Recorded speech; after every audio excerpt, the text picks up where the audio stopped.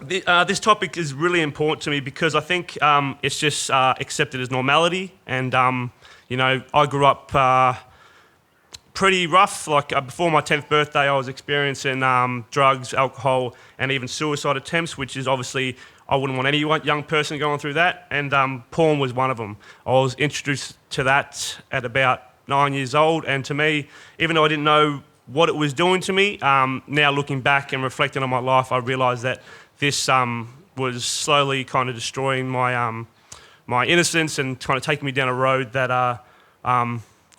that I thought was normal, but it was actually taking me away from who I was. And it's just I think what it started doing to me as a young man, it started taking insecurities that I already had, started building them up, and I started seeing relationships as something that just kind of you could just toy with, which isn't right. And I just can't accept this. And the thing that I think that a lot of people don't talk about is that because it is taboo. Even today, looking at young people getting drunk, this is still part of our society, binge drinking, alcohol, and it's not normal. And I think we have to, like you guys are doing, is take a stand and actually do something about it. And the thing is too, children can't speak up for themselves. Well, they can, but it's hard. It's hard for adults to talk. So I think what we do is we speak for them, which is very important. To me, I've been teaching kids to turn away from despair, suicide, all these things, but I know it's wrong. I know what I was doing was wrong, but I couldn't tell a child or a young person, stop doing what you're doing because it's wrong, because I was doing it. So now I can proudly say that to a young person, that you have to stop for these reasons. Thanks. And I think too, I work with a lot of young women. I'm running a lot of young women's programs and stuff like that. And I've seen a lot of young people have been sexually assaulted or sexually abused, which disgusts me and breaks my heart.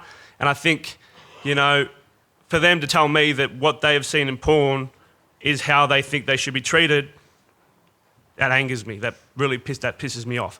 And I think me hearing that more and more made me realise what I was doing. I was involved in it. I was part of this industry. I was doing all the things that I said I felt like I didn't like or I didn't agree with. So that's another thing that I just couldn't accept. And there's no way a young woman or any person should feel like that. It's we have to stand up and do something about it, and that's what we're doing today, which is really, really cool. Another part of the reason why I had to stop, I failed forward again and again and again before I finally stopped. But if I have to hide what I'm doing to anyone, or I have to hide what I'm doing, like if my daughter, who's 7 years old, if she found out I was doing this, it would break my heart that she knew that, and I wouldn't want her knowing that about me. So the fact that I've got to hide it, it's wrong. That means I'm scared, and I don't want to be scared, and I don't want young people to go down that same path. So this is where we have to stand up, grow some courage, have some balls, and say, I want this out of my life and out of the community.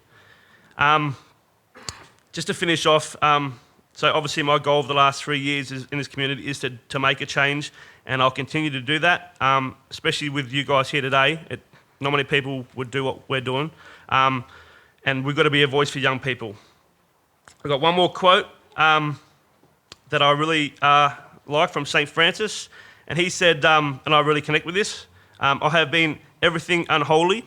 If God can work through me, he can work through anyone. And I really appreciate you guys letting me talk today, and thank you very much.